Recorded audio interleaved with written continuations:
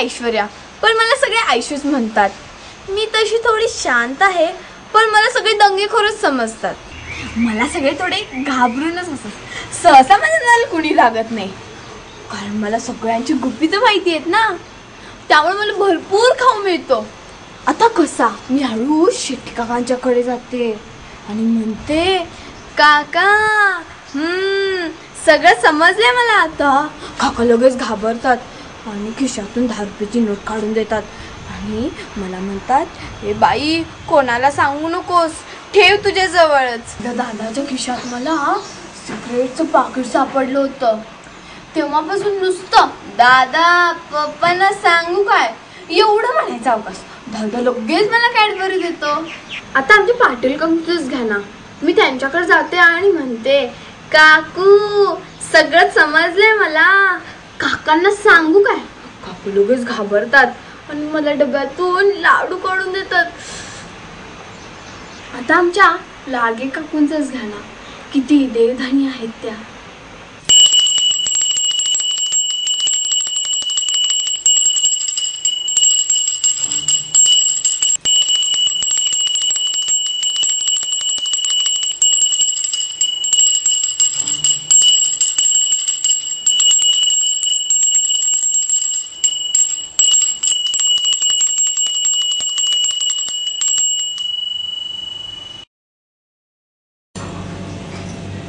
हरे राम राम राम हरे हरे, हरे कृष्ण कृष्ण कृष्ण हरे.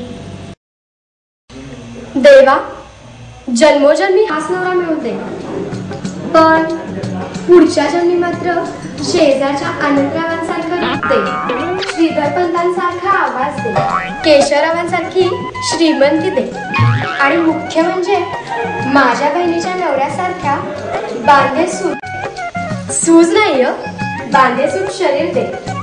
या जन्मी निर्गुण आणि निराकार नवऱ्याप्रमाणे पुढच्या जन्मी मला नवरा देऊ नकोस बाबा, सुधारून दे. नाहीतर मी कुवारिकाच राहिली तरी चालेल. माझी इच्छा तेवढी पूर्ण करा.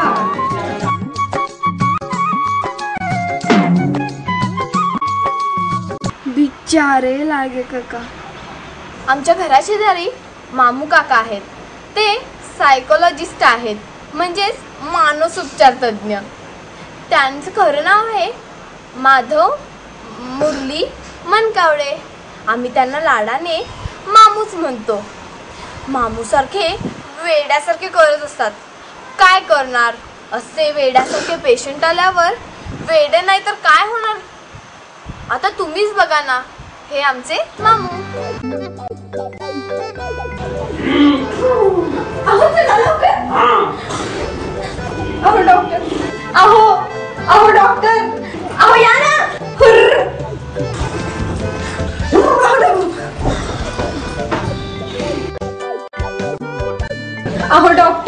अहो डॉक्टर, मी बैल आहे असं मला वाटतं. अहो डॉक्टर, यांना बैल करा. नाही बरं करा. आतापर्यंत स्वतःला बैल समजत होते तोपर्यंत ठीक आहे, पण आता मला काय समजून कशा मारतात. अहो प्राध्यापक महाशय, आपण बैल आहात हे तुम्हाला केव्हापासून वाटू लागलं. आपण बैल आहात हे तुम्हाला केव्हापासून वाटू लागलं. मी वासरू असल्यापासून. हे तर काहीच नाही. याचा पुढचा पेशंट बघा ना. डॉक्टर, ओ काहीतरी नीट उपचार करा हो. यांना म्हणजे माझ्या मिस्टरांना ते पाण्याचा बंब आहे तसं वाटतं. तुमच्याकडे पाणी तापवायचा बंब आहे? नाही, लग्नाच्या वेळी होता, म्हणजे 30 वर्षांपूर्वी होता. आता गिझर आहे. सासूबाईंचा बंब मी केव्हाच मोडीत घातला. तुम्ही बंब मोडीत घातला हे तुमच्या मिस्टरांना मान्य नव्हतं. आईंची आठवण म्हणून राहू दे म्हणून कळवळत होते. तरीच त्यांना आपण बंब आहोत असं वाटतं. कसं आहे राधाबाई, अशा रोगांना आपण कलाकारांना घ्यायला हवं. चिंतू पंतांना आपण बंब आहेत असं वाटत असेल तर वाटू दे. मी तुम्हाला एक पेन देतो, ते तुम्ही त्यांच्या डोक्याला मी पायाला लावा होतं. वाटलं तर मी बंब घासत आहे असं म्हणा. काय सांगताय काय डॉक्टर? तापलेल्या बंबाला चोळताना माझे हात नाही का भाजणार?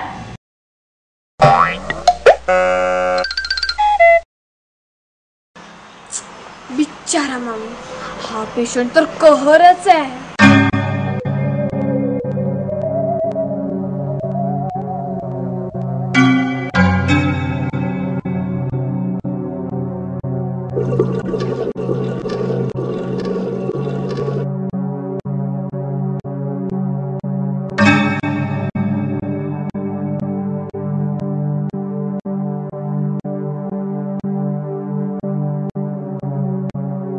डॉक्टर प्रेत आहे. एक मिनिट जरा हात पुढे करा.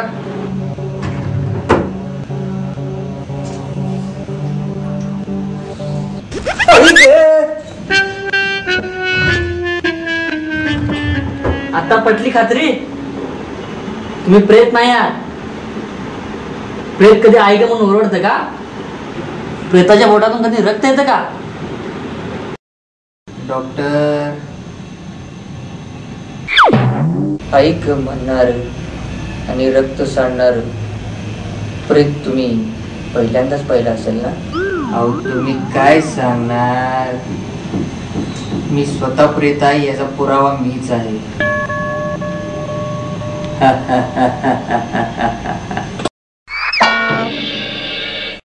माझ्या भावाला, म्हणजे तो सिगरेटवाला भाऊ नव्हे, माझा चुलत भाऊ, तो वकील आहे. एकदा त्याच्या ऑफिसमध्ये 4 दिवस झाले ऑफिस उघडून, एक पण क्लायंट नाही. कसं चालायचं कसं माझं ऑफिस? कोणतरी आलं वाटतं. No no no sorry. हा नाही मला बिलकुल वेळ नाही. तर अहो समजून घ्या, मला वेळ नाही आहे. आय एम सॉरी, मला बिलकुल वेळ नाही. हा फर्स्ट ते क्लिअर करतो. आम्ही वकील मंडळी कोणाच्याही घरी जात नाही. हा पहिला क्लिअर करतो ते. हा मी प्रथम तुमची केस ऐकेन. हा आणि माझी केसची फी 3000 रुपये असेल. त्याच्या खाली 1 रुपया नसणार. हा आणि केस घ्यायची नाही की ऐकल्यानंतर मी ठरवेन. हा बोला, काय लवकर बोला, वेळ नाही माझ्याकडे, दुसरे क्लायंट आलेले आहेत. बोला लवकर. हा ठेवा फोन, आता ठेवा फोन, लवकर ठेवा. ओके बोला. सर ते फोन, ते आबांच्या फीचा फोन आला होता. आबा माहिती आहे ना तुम्हाला? तसं नाही सर, मी तुमचा फोन दुरुस्त करायला आलोय. पवार साहेबांनी सांगितले 500 रुपये घेतल्याशिवाय फोन चालू नाही करायचा. आणि आता तर काय तुमचा धंदा जोरातच दिसतोय, त्यामुळे 1000 रुपये दिले तर मी लगेचच करून देईन.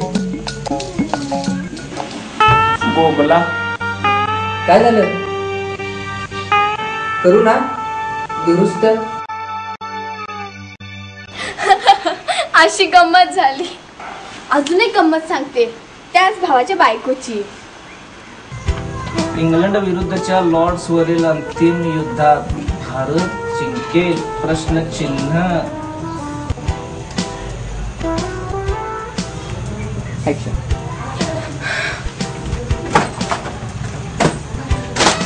तुम्ही ऐकताय का मी काय म्हणतेय ते?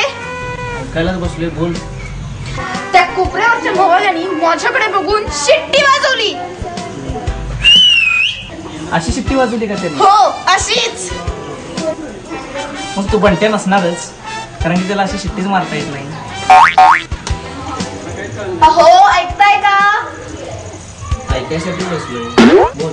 त्यांनी माझ्याकडे बघून असं सुद्धा केलं. आई शपथ, तुम्ही असं केलं? हो.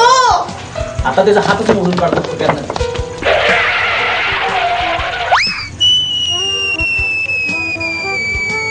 साधारणपणे तो कसा दिसतो ते सांग. 6.5 फूट उंची आहे त्याची. 6.5 फूट. आणि बसा.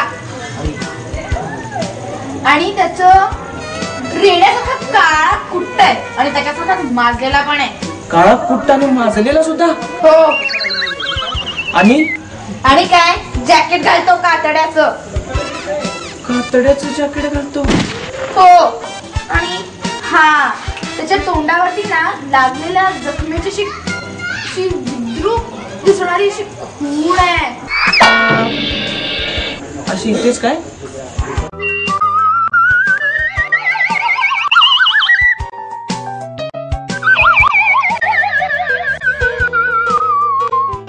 रुचिता, मला वाटतं की तुझा गैरसमज झाला असावा. तो तुझी मस्करी करेल असं मला तरी काय वाटत नाही. तू केलेल्या वर्णनावरून तर तू सभ्यग्रस्त वाटतो बुवा मला. त्या सभ्यग्रस्ताच्या वाटेला मी जाणं मला काही योग्य वाटत नाही.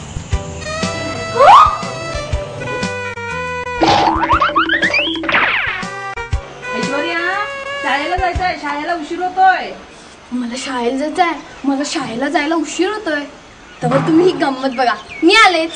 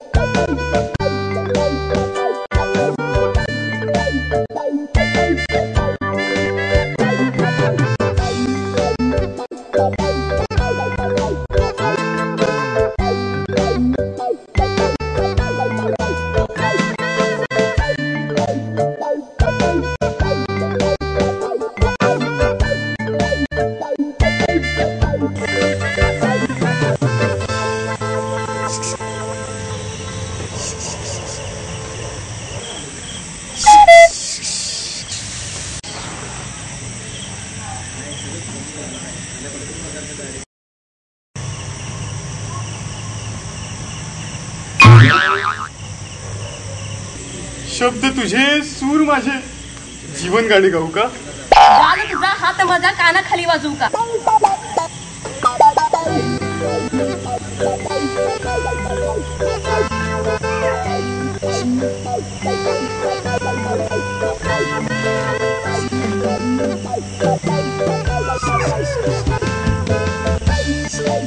हे दे ना. अगं बघ ना, इथं कोणीही नाहीये. आणि जे कोणी आहेत ना ते जाळा जुडपत मग्न आहेत. दे ना. नको. दे ना. नाही ना. इकडे तरी बघ. आम्ही नाही जा. नको. बघ ना, इथे कोणीही नाहीये. फक्त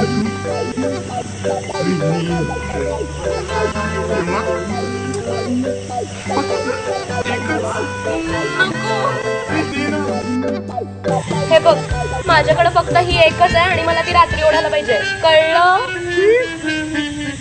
माझ्या आजूबाजूस अशा खूप गमती जमती घडतात. आता मला शाळेला जायचंय, खूप उशीर होतोय. बाय आई, येते ग.